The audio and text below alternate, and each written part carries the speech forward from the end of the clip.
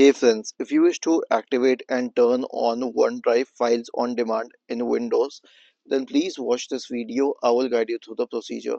So here's what we have to do.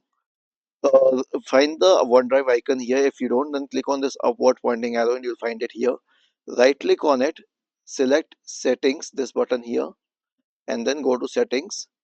Now scroll down, select advanced settings, and you'll find the option for file on demand. So you can free up disk space or download all files. If you're downloading it, it will be downloaded on your system and it will take local storage.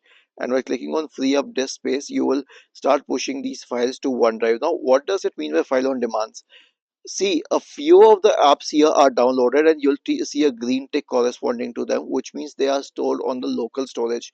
And there are few of those which have a cloud symbol next to them. So these are cloud storage, like this one is downloaded. So you can access them. It will not take storage on your system. It will be associated with the cloud.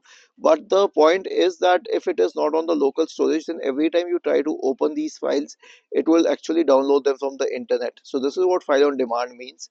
So this is how you can connect it, and this is an excellent feature because while we always have OneDrive, you can access it from the exact location on your system where it is present by default. Was this helpful? If yes, then please subscribe to the channel.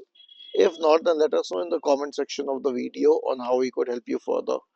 Thank you for watching this video and have a nice day.